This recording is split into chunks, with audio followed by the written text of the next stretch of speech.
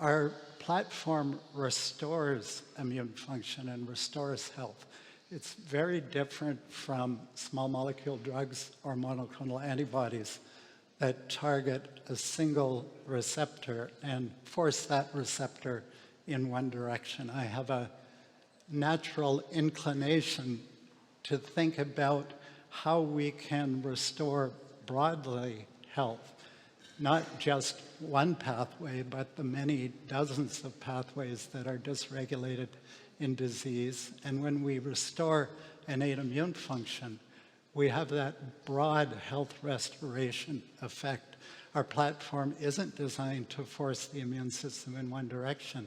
It's designed to restore normal immune function and all of the roles of innate immunity. And we do that by training the innate immune system. As I mentioned, the way you train the innate immune system is by exposure to pathogens.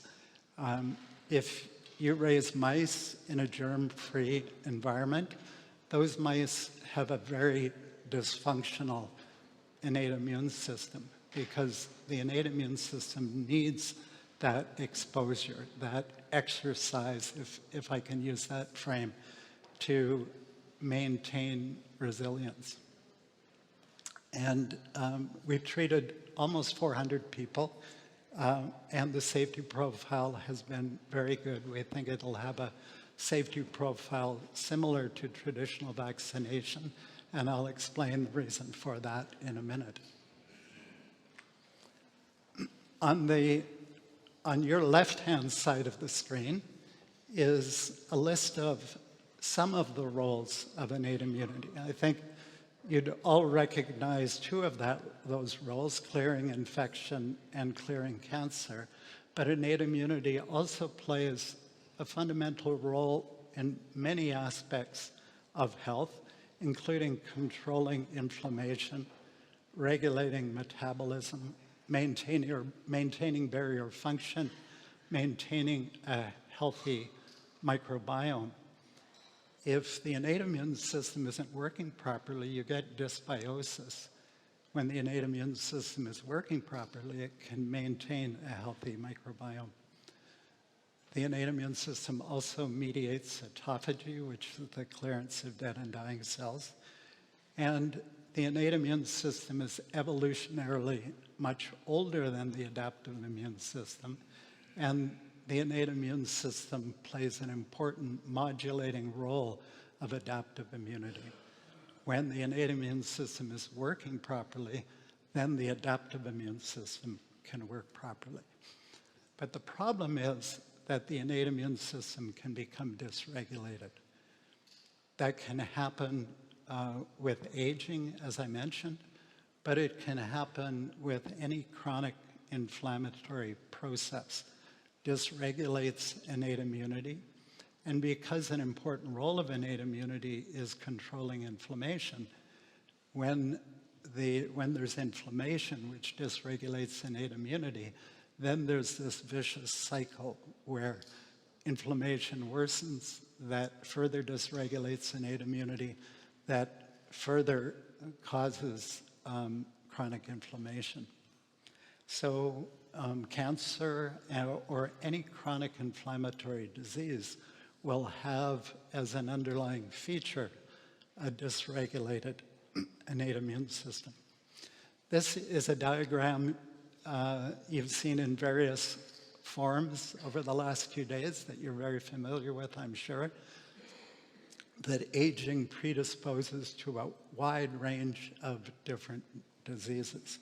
But in this diagram, you can replace aging with innate immune decline or innate immune dysregulation, because innate immune dysregulation also underlies all of those diseases. I'll talk about training and how, in many ways, we live in a world now where we're like those mice raised in a germ-free environment. And as a consequence, it has become easier for our innate immune system to become dysregulated. If you look at this graph, you can see a decline, a rapid decline in many acute infections because of vaccination and improved hygiene. At that same time period, there's been a quite dramatic rise in chronic immune-related disease.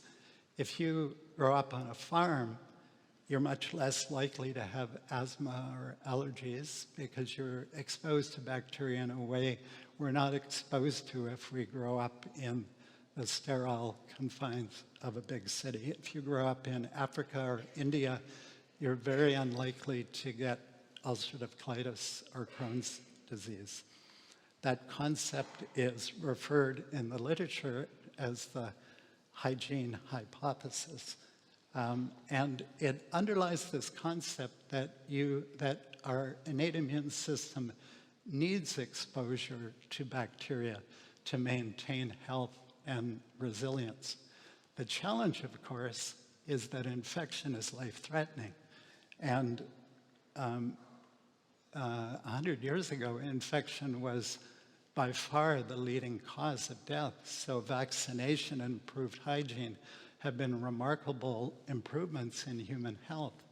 But the question is, how can we restore that ability to train the innate immune system without causing the risk that's attendant with infection? And our discovery is that that response, that training can occur with inactivated bacteria as long as it maintains the components, the DNA and the cell wall that activate this mechanism. And further, that this mechanism is organ-specific, that the innate immune system is cellular, so it's like an army. In response to infection, the innate immune system isn't sent everywhere. It's sent to the organ or tissue that has been previously exposed to that particular bacterial species. So we use organisms that are endogenous in that particular organ or tissue. We inactivate them. And when they're self-administered by simple subcutaneous injection, they send that army of innate immune cells to the organ or tissue where that bacteria is endogenous. And we have 3 different, what we call site-specific immunomodulators that target the gut, the lung, and the bones. Here's some clinical data. This is in Crohn's disease. This is in Crohn's disease patients. People with Crohn's disease, like people as they age, have a decline in innate immune function and a suppressed, dysregulated innate immune system. Whoops, sorry. You can see at baseline, the innate immune system is dysfunctional. And after 16 weeks of treatment, by training innate immunity, we restore innate immune function, and that's correlated with improved clinical symptoms, improved endoscopic score, and improved histological score. We're treating Crohn's disease very differently. Currently, it's treated by suppressing adaptive immunity, but the underlying problem is a dysregulated innate immune system that leads to dysbiosis and bacterial invasion and an overreactive adaptive immune response. Innate immunity plays many important roles in the body. Here's some preclinical data in mice, in an obese mice model, demonstrating that our immunomodulator improves glucose control, and it does that in 2 ways.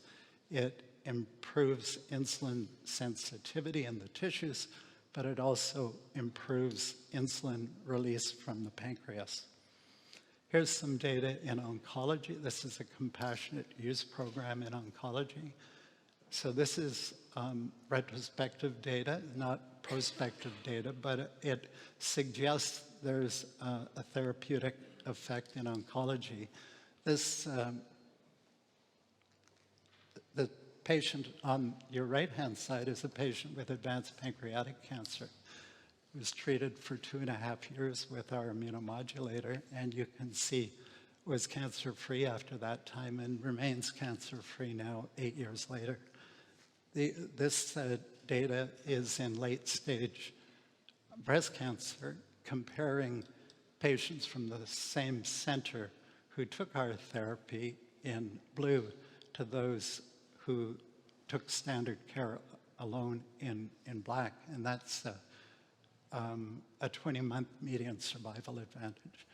The research group that did that study then went on to do a case match study across a range of advanced cancers and found a 12-month median survival advantage. This is some new data in fatty liver disease showing that our immunomodulator substantially reduces fat in fatty liver disease, but it also reduces inflammation, specifically macrophage infiltration, and had a marked impact on reducing fibrosis, which is really what drives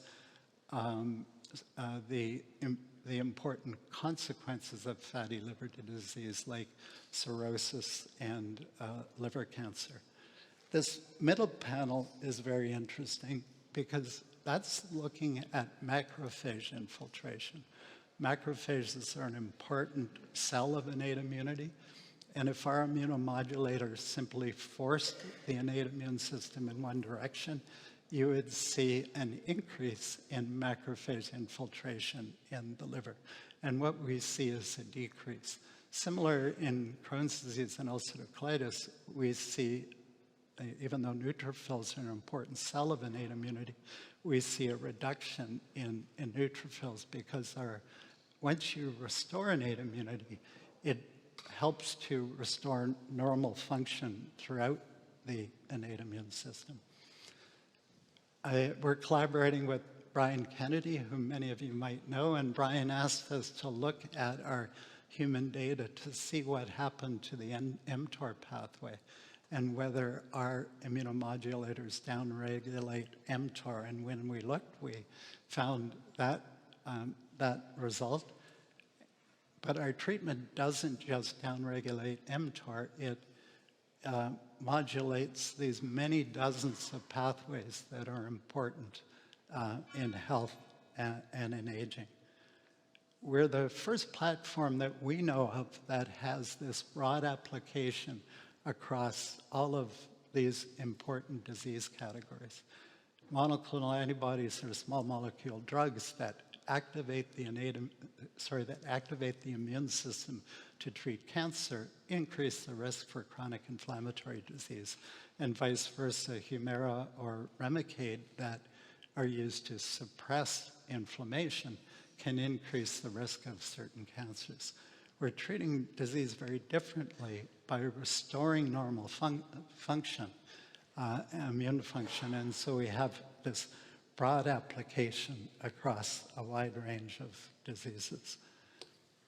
And what are the competitive advantages of our platform compared to monoclonal antibodies and small molecule drugs? First, as I mentioned, they're health restorative. They're not designed to force a single pathway in one direction.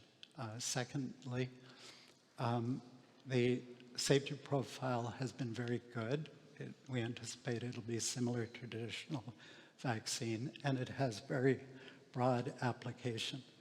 I'll skip ahead to this slide and make this my last slide. This is a study in immunosenescence that's currently enrolling. It's a phase 2 randomized placebo-controlled trial. We were funded $8 million by the Canadian government to look at whether or not we can restore innate immune function in the elderly, and if we can, how long that restoration lasts for, and what are the health implications. If we can restore innate immunity, because it plays an important role in so many different diseases. And in the aging process itself, if we restore innate immunity, what impact will that have on human health? We're hoping that it will have a substantive impact, and that this study, we should have the data in this study by the end of this year or by the first quarter of next year. We're hoping that we can show that we can restore innate immune function, and that restoration has an important impact on human health. All right. Thank you so much, Hal. And thank you so much for the support of the meeting. We have time for one quick question, if someone has a burning question. Are you using this yourself? They won't let me because I'm CEO, but I have taken it, interestingly, for 2 months. There's not many CEOs of biotech companies that would take their own oncology drug. And a few years ago, I took the immunomodulator for 2 months just to see what it was like taking it. All right. Okay. Okay, one very quick question. Is it related to NK cells? Pardon me? NK. Yes, NK cells are a really important part of the mechanism. All right. Thank you so much, Hal, and thank you for the support. Really appreciate it.